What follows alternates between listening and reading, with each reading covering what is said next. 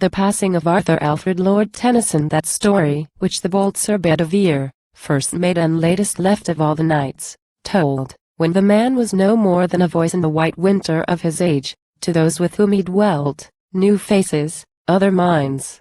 For on their march to westward, Bedivere, who slowly paced among the slumbering host, heard in his tent the moanings of the king. I found him in the shining of the stars, I marked him in the flowering of his fields, but in his ways with men I find him not.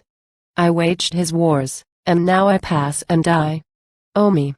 For why is all around us here as if some lesser god had made the world, but had not force to shape it as he would, till the high God behold it from beyond, and enter it, and make it beautiful? Or else as if the world were wholly fair, but that these eyes of men are dense and dim, and have not power to see it as it is, perchance, because we see not to the close. For I, being simple, thought to work his will, and have but stricken with the sword in vain. And all whereon I leaned in wife and friend is traitor to my peace, and all my realm reels back into the beast, and is no more. My God, thou hast forgotten me in my death. Nay God my Christ, I pass but shall not die. Then, ere that last weird battle in the west, there came on Arthur sleeping, Gawain killed in Lancelot's war, the ghost of Gawain blown along a wandering wind, and past his ear went shrilling, hollow, hollow all delight. Hail, King! Tomorrow thou shalt pass away. Farewell. There is an isle of rest for thee. And I am blown along a wandering wind, and hollow, hollow, hollow all delight. And fainter onward, like wild birds that change their season in the night and wail their way from cloud to cloud, down the long wind the dream shrilled. But in going mingled with dim cries far in the moonlit haze among the hills, as if some lonely city sacked by night, when all is lost, and wife and child with wail passed to new lords. And Arthur woke and called, who spake? A dream. O light upon the wind, thine, Gawain, was the voice. Are these dim cries thine? Or doth all that haunts the waste and wild mourn, knowing it will go along with me? This heard the bold Sir Bedivere and spake, O me, my king, let pass whatever will, elves, and the harmless glamour of the field. But in their stead thy name and glory cling to all high places like a golden cloud forever, but as yet thou shalt not pass. Light was Gawain and life, and light and death is Gawain, for the ghost is as the man. And care not thou for dreams from him, but rise. I hear the steps of Modred in the west, and with him many of thy people, and knights once thine, whom thou hast loved, but grosser grown than heathen, spitting at their vows in thee. Right well in heart they know thee for the king. Arise, go forth and conquer as of old. Then spake King Arthur to Sir Bedivere, fair other is this battle in the west whereto we move, than when we strove in youth, and brake the petty kings, and fought with Rome, or thrust the heathen from the Roman wall, and shook him through the north. Ill doom is mine to war against my people and my knights. The king who fights his people fights himself. And they my knights, who loved me once, the stroke that strikes them dead is as my death to me. Yet let us hence, and find or feel a way through this blind haze, which ever since I saw one lying in the dust at Almesbury, hath folded in the passes of the world. Then rose the king and moved his host by night, and ever pushed Sir Modred, league by league, back to the sunset-bound Lyonesse land of old upheaven from the abyss by fire, to sink into the abyss again, where fragments of forgotten peoples dwelt, and the long mountains ended in a coast of ever-shifting sand, and far away the phantom circle of a moaning sea. There the pursuer could pursue no more, and he that fled no further fly the king. And there, that day when the great light of heaven burned at his lowest in the rolling year, on the waste sand by the waste sea they closed. Nor ever yet had Arthur fought a fight like this last, dim, weird battle of the west. A death-white mist slept over sand and sea, whereof the chill, to him who breathed it, drew down with his blood, till all his heart was cold with formless fear. And even on Arthur fell confusion, since he saw not whom he fought. For friend and foe were shadows in the mist, and friend slew friend not knowing whom he slew. And some had visions out of golden youth, and some beheld the faces of old ghosts look in upon the battle. And in the mist was many a noble deed, many a base, and chance and craft and strength in single fights, and ever and anon with host to host shocks. and the splintering spear, the hard mail-hewn, shield-breakings, and the clash of brands, the crash of battle-axes on shattered helms, and shrieks after the Christ, of those who falling down looked up for heaven, and only saw the mist, and shouts of heathen and the traitor knights, oaths, insults, filth, and monstrous blasphemies, sweat, writhings, anguish, laboring of the lungs in that close mist, and cryings for the light, moans of the dying, and voices of the dead. Last, as by someone deathbed after wail of suffering, silence follows, or through death or death-like swoon, thus over all that shore, save for some whisper of the seething seas, a dead hush fell. But when the dolorous day grew drearier toward twilight falling, came a bitter wind, clear from the north, and blew the mist aside, and with that wind the tide rose, and the pale king glanced across the field of battle, but no man was moving there, nor any cry of Christian heard thereon, nor yet of heathen. Only the wan wave brake in among dead faces, to and fro swaying the helpless hands, and up and down tumbling the hollow helmets of the fallen, and shivered brands that once had fought with Rome, and rolling far along the gloomy shores the voice of days of old and days to be. Then spake King Arthur to Sir Bedivere, and whiter than the mist that all day long had held the field of battle was the king. Hearest thou this great voice that shakes the world, and wastes the narrow realm whereon we move, and beats upon the faces of the dead, my dead, as though they had not died for me? O Bedivere, for on my heart hath fallen confusion, till I know not what I am, nor whence I am, nor whether I be king. Behold, I seem but king among the dead. Then spake the bold Sir Bedivere, my king, king everywhere. And so the dead have kings, there also will I worship thee as king. Yet still thy life is whole, and still I live who love thee. But who hates thee? He that brought the heathen back among us, you understands, Modred, unharmed, the traitor of thine house. Then spake the king, my house hath been my doom. But call not thou this traitor of my house who hath but dwelt beneath one roof with me. My house are rather they who swear my vows, yea, even while they break them, owned me king. And well for thee, saying in my dark hour, when all the purport of my throne hath failed, that quick or dead thou holdest me for king. King am I, whatsoever be their cry. And one last act of kinghood shalt thou see yet, ere I pass. And uttering this the king mad at the man, then Modred smote his liege hard on that helm which many a heathen sword had beaten thin. While Arthur at one blow, striking the last stroke with Excalibur, slew him, and all but slain himself, he fell. So all day long the noise of battle rolled among the mountains by the winter sea, until King Arthur's table, man by man, had fallen in lioness about their lord, King Arthur.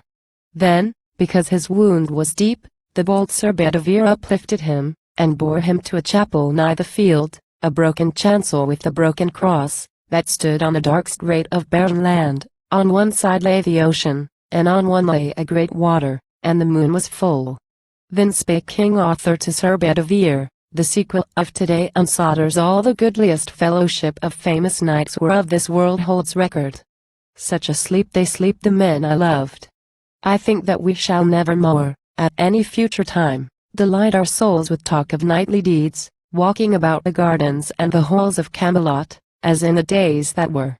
I perish by this people which I made, though Merlin sware that I should come again to rule once more. But, let what will be, be. I am so deeply smitten through the helm that without help I cannot last till morn. Thou therefore take my brand Excalibur, which was my pride, for thou rememberest how in those old days, one summer noon, an arm rose up from out the bosom of the lake, clothed in white samite, mystic, wonderful, holding the sword, and how I rode across and took it, and have worn it, like a king. And, wheresoever I am sung or told in after time, this also shall be known, but now delay not, take Excalibur, and fling him far into the middle mere, watch what thou seest street, and lightly bring me word. To him replied the bold Sir Bedivere, it is not meet, Sir King, to leave thee thus, aidless, alone, and smitten through the helm. A little thing may harm a wounded man. Yet I thy host will all perform it full, watch what I see, and lightly bring thee word. So saying, from the ruined shrine he stepped, and in the moon athwart the place of tombs, where lay the mighty bones of ancient men, old knights, and over them the sea wind sang shrill, chill, with flakes of foam. He, stepping down by zigzag paths, and jets of pointed rock, came on the shining levels of the lake. There drew he forth the brand Excalibur, and o'er him, drawing it, the winter moon, brightening the skirts of a long cloud, ran forth and sparkled keen with frost against the hilt, for all the hafts twinkled with diamond sparks, myriads of topaz lights, and jacinth work of subtlest jewelry. He gazed so long that both his eyes were dazzled as he stood, this way and that dividing the swift mind, in act to throw, but at the last it seemed better to leave Excalibur concealed there in the many knotted water flags, that whistled stiff and dry about the marge. So strode he back slow to the wounded king. Then spake King Arthur to Sir Bedivere, Hast thou performed my mission which I gave? What is it thou hast seen? Or what hast heard? An answer made the bold Sir Bedivere, I heard the ripple washing in the reeds, and the wild water lapping on the crag. To whom replied King Arthur, feigned and pale, Thou hast betrayed thy nature and thy name, not rendering true answer, as beseemed thy fealty, nor like a noble knight, for sure a sign had followed, either hand, or voice, or else a motion of the mere. This is a shameful thing for men to lie. Yet now, I charge thee, quickly go again, as thou art lieve and dear, and do the thing I bade thee, watch, and lightly bring me word. Then went Sir Bedivere the second time across the ridge, and paced beside the mere, counting the dewy pebbles, fixed in thought. But when he saw the wonder of the hilt, how curiously and strangely chased, he smote his palms together, and he cried aloud, And if indeed I cast the brand away, surely a precious thing, one worthy note, should thus be lost forever from the earth, which might have pleased the eyes of many men. What good should follow this, if this were done? What harm, undone? Deep harm to disobey, seeing obedience is the bond of rule. Were it well to obey then, if a king demand an act unprofitable, against himself? The king is sick, and knows not what he does. What record, or what relic of my lord should be to aftertime, but empty breath and rumors of a doubt? But were this kept, stored in some treasure house of mighty kings, some one might show it at a joust of arms, saying, Amperson quo. King Arthur's sword, Excalibur, wrought by the lonely maiden of the lake. 9 years she wrought it, sitting in the deeps upon the hidden bases of the hills. Amperson quo. So might some old man speak in the aftertime to all the people, winning reverence. But now much honor and much fame were lost. So spake he, clouded with his own conceit, and hid Excalibur the second time, and so strode back slow to the wounded king. Then spoke King Arthur, breathing heavily, What is it thou hast seen? Or what hast heard? An answer made the bold Sir Bedivere, I heard the water lapping on the crag, and the long ripple washing in the reeds. To whom replied King Arthur, much in wrath, Ah, miserable and unkind, untrue, unknightly, traitor-hearted. Woe's me! Authority forgets a dying king, laid widowed of the power in his eye that bowed the will. I see thee what thou art, for thou, the latest left of all my knights, in whom should meet the offices of all, thou wouldst betray me for the precious hilt. Either from lust of gold, or like a girl valuing the giddy pleasure of the eyes. Yet, for a man may fail in duty twice, and the third time may prosper, get thee hence, but, if thou spare to fling Excalibur, I will arise and slay thee with my hands. Then quickly rose Sir Bedivere, and ran, and, leaping down the ridges lightly, plunged among the bulrush beds, and clutched the sword, and strongly wheeled and threw it. The great brand made lightnings in the splendor of the moon, and flashing round, and whirled in an arch, shot like a streamer of the northern morn, seen where the moving isles of winter shock by night, with noises of the northern sea. So flashed and fell the brand Excalibur, but ere he dipped the surface, rose an arm clothed in white samite, mystic, wonderful, and caught him by the hilt, and brandished him 3 times, and drew him under in the mere. And lightly went the other to the king. Then spoke King Arthur, drawing thicker breath, Know see I by thine eyes that this is done. Speak out, what is it thou hast heard, or seen? An answer made the bold Sir Bedivere, Sire King, I close mine eyelids, lest the gems should blind my purpose, for I never saw, nor shall see, here or elsewhere, till I die, not though I live 3 lives of mortal men, so great a miracle as yonder hilt. Then with both hands I flung him, wheeling him. But when I looked again, behold an arm, clothed in white samite, mystic, wonderful, that caught him by the hilt, and brandished him 3 times, and drew him under in the mere. An answer made King Arthur, breathing hard, my end draws nigh. 'Tis time that I were gone. Make broad thy shoulders to receive my weight, and bear me to the margin. Yet I fear my wound hath taken cold, and I shall die. So saying, from the pavement he half rose, slowly, with pain, reclining on his arm, and looking wistfully with wide blue eyes as in a picture. Sir Bedivere remorsefully regarded through his tears, and would have spoken, but he found not words. Then took with care, and kneeling on one knee, o'er both his shoulders drew the languid hands, and rising bore him through the place of tombs. But, as he walked, King Arthur panted hard, like one that feels a nightmare on his bed when all the house is mute. So sighed the king, muttering and murmuring at his ear, "Quick, quick! I fear it is too late, and I shall die." But the other swiftly strode from ridge to ridge, clothed with his breath, and looking, as he walked, larger than human on the frozen hills. He heard the deep behind him, and a cry before.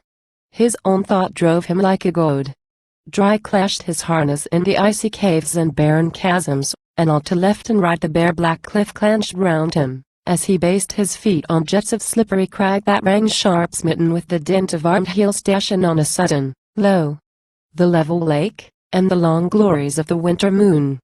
Then saw they how there hove a dusky barge, dark as a funeral scarf from stem to stern, beneath them. And descending they were where that all the decks were dense with stately forms, black-stoled, black-hooded, like a dream by these 3 queens with crowns of gold, and from them rose a cry that shivered to the tingling stars, and, as it were one voice, an agony of lamentation, like a wind that shrills all night in a waste land, where no one comes, or hath come, since the making of the world. Then murmured Arthur, "Place me in the barge." So to the barge they came. There those 3 queens put forth their hands, and took the king, and wept. But she, that rose the tallest of them all and fairest, laid his head upon her lap, and loosed the shattered casque, and chafed his hands, and called him by his name, complaining loud, and dropping bitter tears against a brow striped with dark blood, for all his face was white and colorless, and like the withered moon smote by the fresh beam of the springing east, and all his greaves and cuisses dashed with drops of onset, and the light and lustrous curls ash that made his forehead like a rising sun high from the das throne were parched with dust, or, clotted into points and hanging loose, mixed with the nightly growth that fringed his lips. So like a shattered column lay the king, not like that Arthur who, with lance and rest, from spur to plume a star of tournament, shot through the lists at Camelot, and charged before the eyes of ladies and of kings. Then loudly cried the bold Sir Bedivere, "Ah! My Lord Arthur, whither shall I go? Where shall I hide my forehead and my eyes? For now I see the true old times are dead, when every morning brought a noble chance, and every chance brought out a noble knight. Such times have been not since the light that led the holy elders with the gift of myrrh. But now the whole round table is dissolved which was an image of the mighty world, and I, the last, go forth companionless, and the days darken round me, and the years, among new men, strange faces, other minds." And slowly answered Arthur from the barge, "The old order changeth, yielding place to new, and God fulfills himself in many ways, lest one good custom should corrupt the world. Comfort thyself, what comfort is in me? I have lived my life, and that which I have done may he within himself make pure. But thou, if thou shouldest never see my face again, pray for my soul. More things are wrought by prayer than this world dreams of. Wherefore, let thy voice rise like a fountain for me night and day. For what are men better than sheep or goats that nourish a blind life within the brain, if, knowing God, they lift not hands of prayer both for themselves and those who call them friend? For so the whole round earth is every way bound by gold chains about the feet of God. But now farewell. I am going a long way with these thous a street if indeed I go, for all my mind is clouded with a doubt. To the island valley of Avilion, where falls not hail, or rain, or any snow, nor ever wind blows loudly. But it lies deep meadowed, happy, fair with orchard lawns and bowery hollows crowned with summer sea, where I will heal me of my grievous wound. So said he, and the barge with oar and sail moved from the brink, like some full-breasted swan that, fluting a wild carol ere her death, ruffles her pure cold plume, and takes the flood with swarthy webs. Long stood Sir Bedivere revolving many memories, till the hull looked one black dot against the verge of dawn, and on the mere the wailing died away. But when that moan had passed for evermore, the stillness of the dead world's winter dawn amazed him, and he groaned, "The king is gone." And therewithal came on him the weird rhyme, "From the great deep to the great deep he goes." Whereat he slowly turned and slowly clomb the last hard footstep of that iron crag. Thence marked the black hull moving yet, and cried, "Single quotate he passes to be king among the dead, and after healing of his grievous wound he comes again. But if he come no more, oh me, beyond dark queens in yon black boat, who shrieked and wailed, the three whereat we gazed on that high day, when, clothed with living light, they stood before his throne in silence, friends of Arthur, who should help him at his need?" Then from the dawn it seemed there came, but faint as from beyond the limit of the world, like the last echo born of a great cry, sounds, as if some fair city were one voice around a king returning from his wars. Thereat once more he moved about, and clomb even to the highest he could climb, and saw, straining his eyes beneath an arch of hand, or thought he saw, the speck that bare the king, down that long water opening on the deep somewhere far off, pass on, and go from less to less and vanish into light. And the new sun rose bringing the new year,